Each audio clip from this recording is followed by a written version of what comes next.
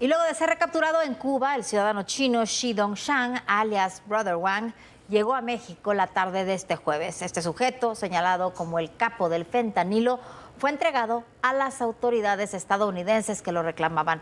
De acuerdo con el secretario de Seguridad y Protección Ciudadana, Omar García Harfuch, Shi Dongshan es identificado como responsable del tráfico internacional de droga, lavado de dinero y alianzas con grupos criminales con presencia en América, Europa y Asia. Shi Dong fue recapturado en Cuba junto con 2 personas, luego de haberse fugado el 11 de julio cuando estaba en prisión domiciliaria en México.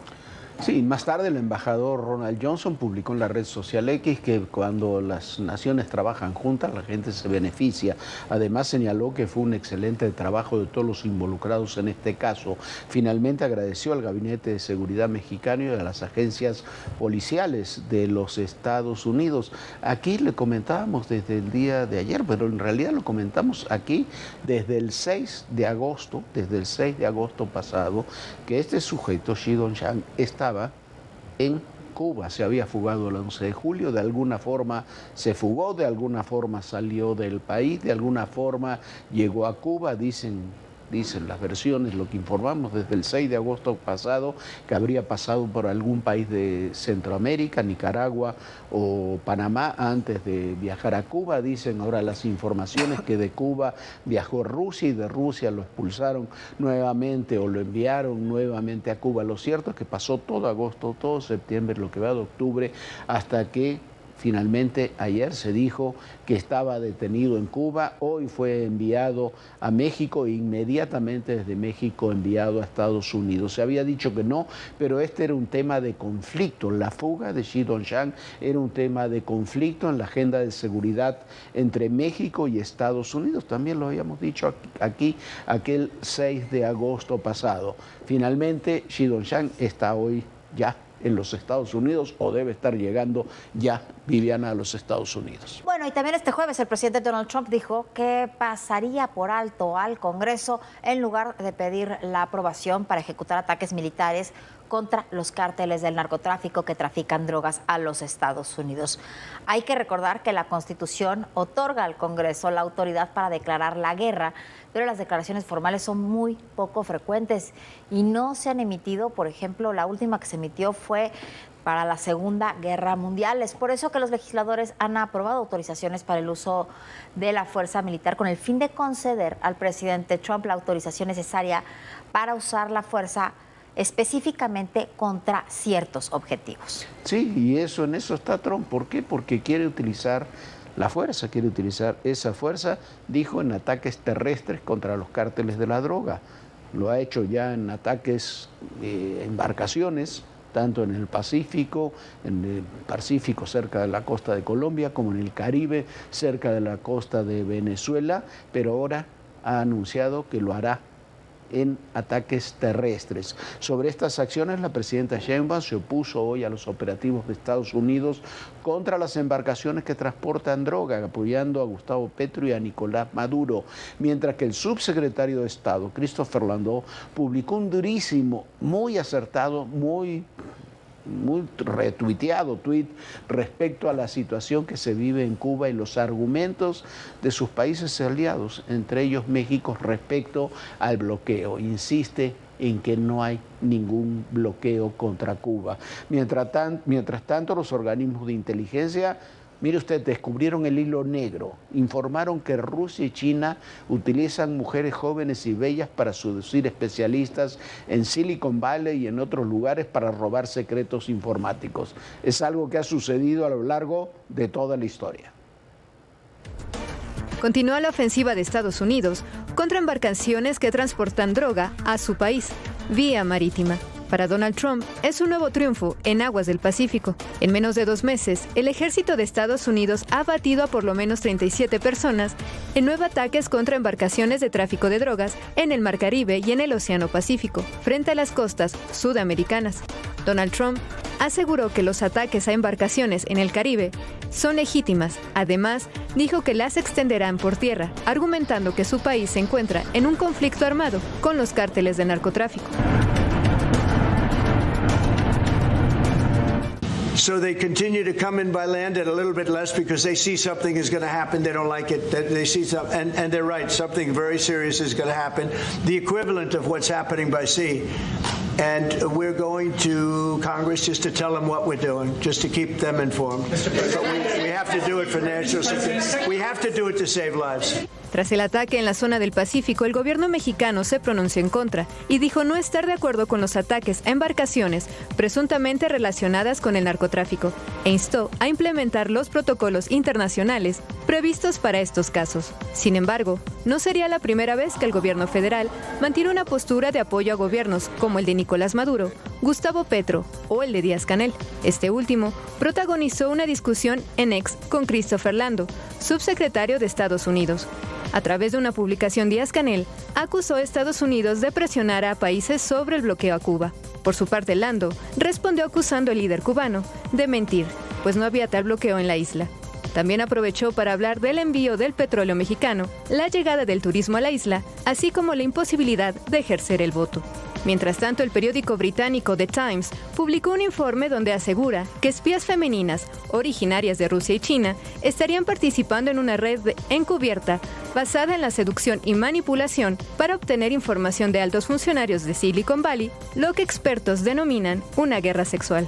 Estas mujeres altamente capacitadas buscan generar confianza y generar vínculos con el propósito de extraer información clasificada.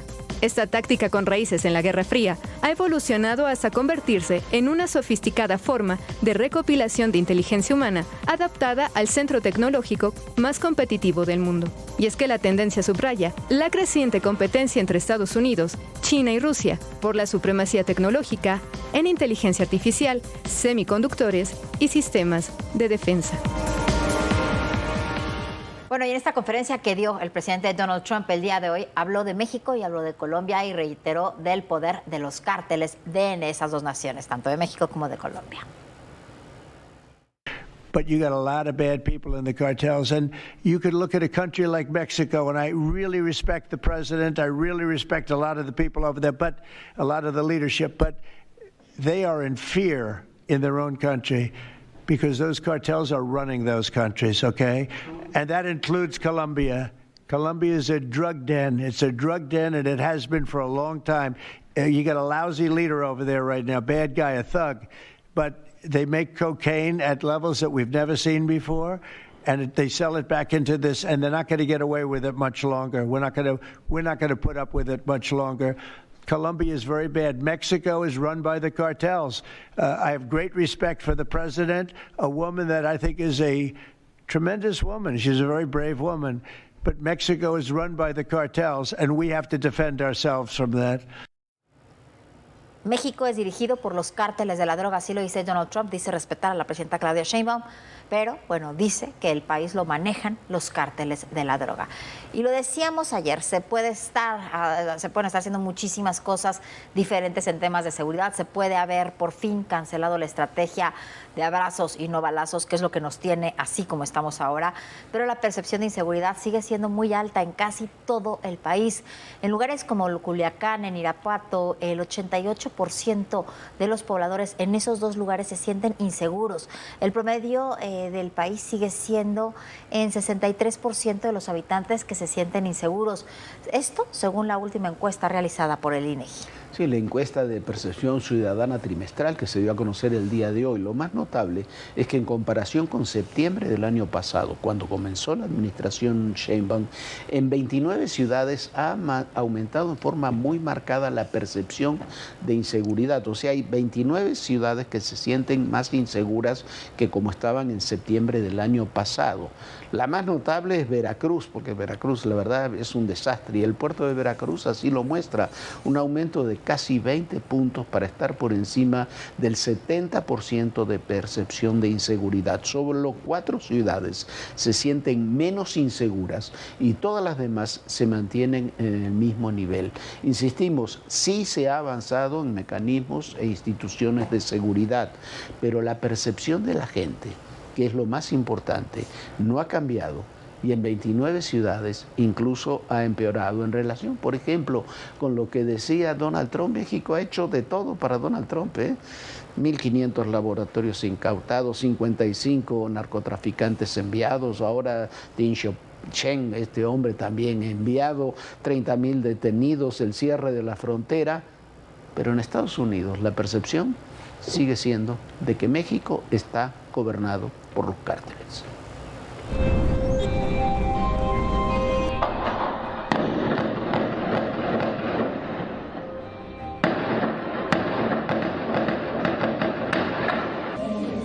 Aquí estoy en la escuela, todavía estoy con los niños, andamos agachados.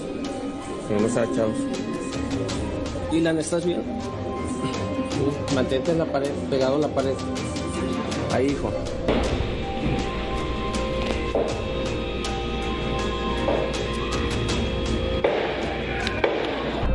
Es el día a día en gran parte del país. Pese a las acciones y resultados para contener la violencia, la población sigue con temor de salir a las calles. De acuerdo con la encuesta nacional de seguridad pública y urbana elaborada por el INEGI, 6 de cada 10 personas dijeron sentirse inseguras en sus ciudades. A nivel nacional, el 63% de la población de 18 años y más, residentes de 91 áreas urbanas de interés, consideró en septiembre que era inseguro vivir en su ciudad. Esta cifra aumentó 4.4 puntos respecto a septiembre de 2024. Las mujeres son quienes más lo resienten. Casi 7 de cada 10 confesaron sentir temor de ser víctimas de un delito. Las ciudades con mayor percepción de inseguridad son Culiacán, Irapuato, Chilpancingo, Ecatepec y Cuernavaca. En general, en 29 áreas urbanas del país se registró un incremento en la percepción de inseguridad, de acuerdo con los datos recabados en septiembre, comparados con el mismo mes del año anterior. Solo en 4 entidades disminuyó el porcentaje. Se detalló que entre las áreas en las que aumentó esta percepción se encuentran 10 de las 16 alcaldías de la Ciudad de México y destinos turísticos como Los Cabos, Manzanillo, Ixtapas, Zihuatanejo y Mazatlán. En cuanto a la percepción de inseguridad en espacios físicos específicos, el 71.7% de la población manifestó sentirse insegura en los cajeros automáticos localizados en la vía pública, el 64.9% en el transporte público, en las calles el 64.4% y el 57.1% en la carretera.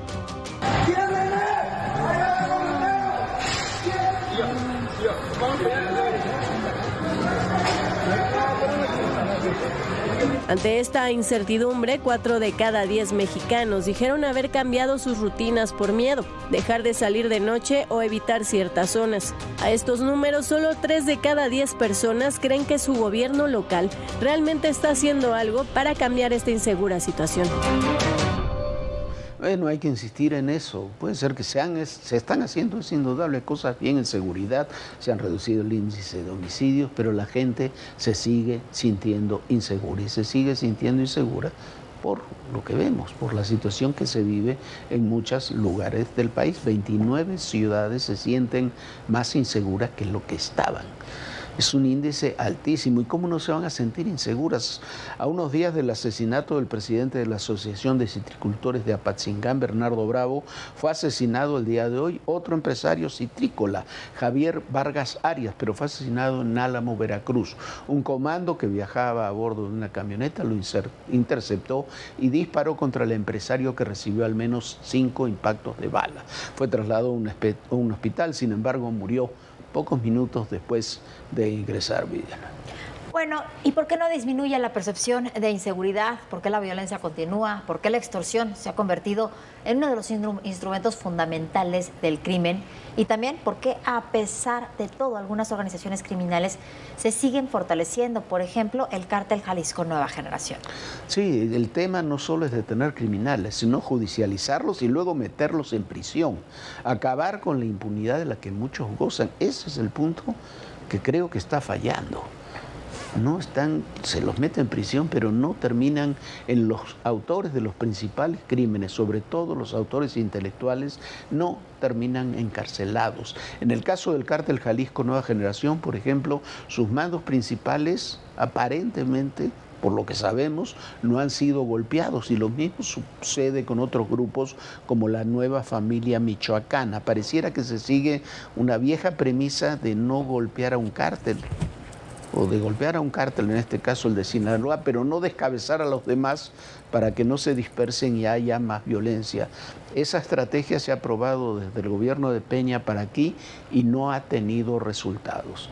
Los resultados se obtienen cuando se golpea simultáneamente a todos los grupos, aunque haya dispersión y un aumento de la violencia en los primeros tiempos, pero hay que golpear a todos los grupos y tratar de descabezarlos. Bueno, y por ejemplo, hoy dijo la presidenta Sheinbaum que en los esquemas de huachicol fiscal hay involucradas empresas estadounidenses que ya están siendo investigadas. Eso ya lo sabíamos por la Fiscalía General de la República, pero en realidad esas investigaciones no comenzaron aquí en México, comenzaron en los Estados Unidos antes de que siquiera en México dijeran que estaba sucediendo este problema y ya hay empresarios detenidos. Sí, lo que no estamos viendo en México es que haya detenciones importantes. Al contrario, después del gran impulso inicial que significó la acusación contra los dos marinos, contra los hermanos Farías Lagunes, uno de ellos sigue prófugo. Pareciera que las detenciones y las denuncias además se han estancado, como que hasta ahí llegaron. Quizás porque de seguir las investigaciones había que escalarlas hacia mandos políticos a los que no se quiere llegar.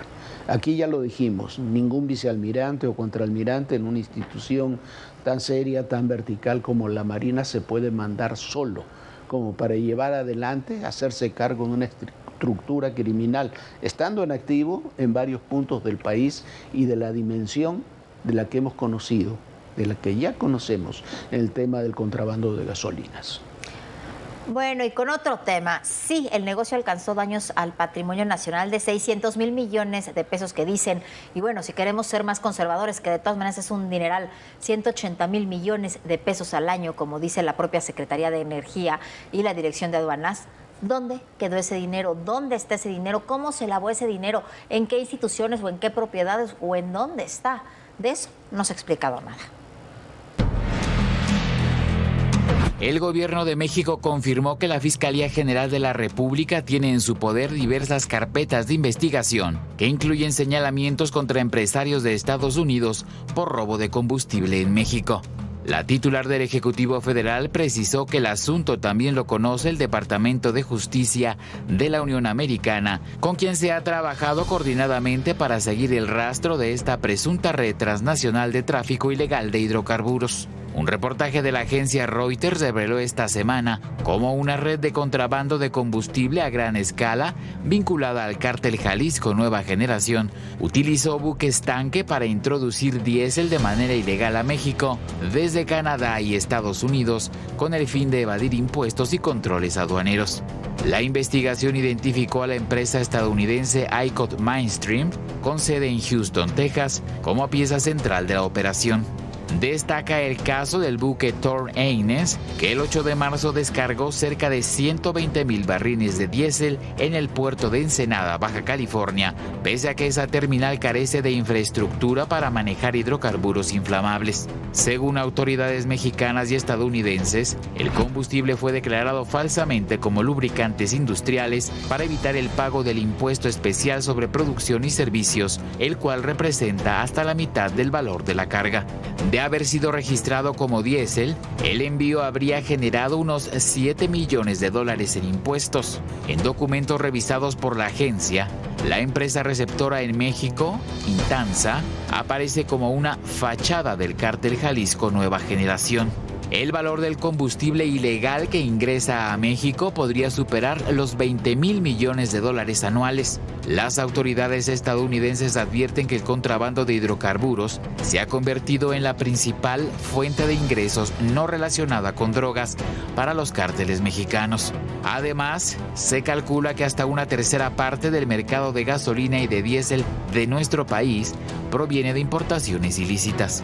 En el mismo reportaje se informa que personajes políticos y del gobierno de México podrían formar parte de estas redes. En concreto, se hace referencia al conocido como Rey del Huachicol, Sergio Carmona, un empresario tamaulipeco que fue asesinado y a quien la oposición no descarta como posible fuente de financiamiento de la campaña del expresidente López Obrador. Pese a que el gobierno mexicano declaró el combate a este delito como prioridad, La corrupción y la infiltración del crimen organizado en instituciones clave continúan dificultando la tarea. Para ADN Noticias, Víctor Núñez, Fuerza Informativa Azteca. Y bueno, para ser claros, a Sergio Carmona lo mataron para reemplazarlo. Eso fue lo que ocurrió, para reemplazarlo al frente del negocio y expandir ese negocio, como según las investigaciones oficiales ha ocurrido. Vamos a otro tema. Hoy es el Día del Médico. Una felicitación para todas las doctoras y doctores que hacen de la salud de todos nosotros una profesión de fe. Un abrazo muy grande a nuestro querido amigo, médico de la familia, de nuestros amigos, el doctor Horacio Holguín, guardián de toda nuestra familia y de muchos de nosotros. Un abrazo a todos los médicos, hombres, mujeres de México que dedican su vida a la medicina, una profesión de las más nobles que hay. Una profesión de las más nobles y de las más importantes, porque sin salud no hay nada. Y la del médico es una profesión que no se valora en la magnitud que tendría que serlo y que tampoco es protegida por las autoridades como también deberían hacerlo. Cada vez son más los doctores y las doctoras extorsionadas y hasta secuestradas por los grupos criminales. En el sector público son mal pagados y para el colmo se contrata a miles de médicos cubanos que reciben un salario equivalente al triple de lo que ganan nuestros médicos por el mismo trabajo, dinero que no se va a esos doctores, se va al régimen cubano. El sector público también es un desastre en la forma en la que tratan a nuestros doctores y doctoras, que la verdad son extraordinarios aquí en México. Y mientras tanto, hay miles de médicos titulados que aquí no tienen trabajo. La celebración del Día del Médico tiene como propósito reconocer la labor esencial de los profesionales de la salud. Los médicos también desempeñan un papel crucial en la promoción de hábitos saludables y prevención de enfermedades. Sin embargo, nuestro país tiene una gran deuda con ellos. Seguimos comprometidos con la vocación para el paciente y que lo único que estamos solicitando aquí es que se brinde una atención de calidad para todos nuestros pacientes. México cuenta con 2.4 médicos por cada 1,000 habitantes, una cifra por debajo del promedio de la Organización para la Cooperación y el Desarrollo Económico, que es de 3.5. Sin embargo, el principal desafío no está solo en la cantidad de médicos, sino en darles los insumos necesarios para que puedan realizar su labor. Otorgarles material, medicamentos y remunerarlos con lo justo, sin justificar sus bajos sueldos con el argumento de la supuesta autoridad que solo aplica para la población. El personal de salud ha sido sumamente castigado, sobre todo en las 2 últimas administraciones federales. Es por eso que exigen simplemente lo justo, no para ellos, sino para atender adecuadamente a la población que lo necesita.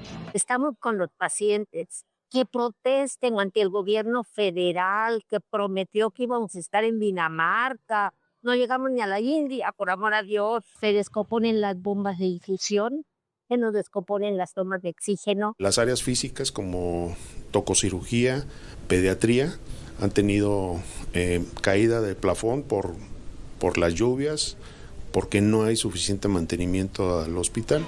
Esas carencias han llevado a miles de médicos en todo el país a dejar los centros de salud y hospitales para salir a las calles y alzar la voz. Son médicos de todo el país quienes denuncian las condiciones que trabajan, problemas que se multiplican en las zonas más alejadas del país. Ampicilina tiene prácticamente una década que lo más básico de ampicilina no hay en un hospital. Por protestar, en más de una ocasión, la policía capitalina los ha replegado como si fueran delincuentes. Téngala, no aviente. ¿Yo no estaba aventando? Exactamente, ella me empujó. Nos empiezan a jalonear al punto de tumbarnos, porque también me arrastraron. Los llamaron los héroes de la pandemia, héroes que no solo han sido violentados físicamente, también les han dejado de pagar. Aquí ando también porque pues ya no tengo recursos, ¿verdad?, para subsistir. Y como para las dictaduras aliadas de la administración federal no hay límites, México firmó un convenio con Cuba para traer los médicos de la isla. Convenio que dicen organismos internacionales y cubanos es ilegal y una forma de esclavitud moderna. De acuerdo con las cifras trascendidas, México paga entre $12,000 y $14,000 mensuales por médico. Y en el caso de los especialistas, la cifra sube hasta los $100,000. De esas escandalosas cifras, el gobierno cubano les paga a sus médicos. Otro de los grandes problemas a los que se enfrentan es la violencia de grupos del crimen organizado, que hace de esta profesión un ejercicio de alto riesgo. En Jalisco, desde 2019 han muerto 5 profesionales de la medicina, 3 de ellos en lo que va de este año. Pese a la crisis en el sector salud, su vocación y profesionalismo siguen intactos y todos los días luchan por salvar vidas con lo poco que tienen.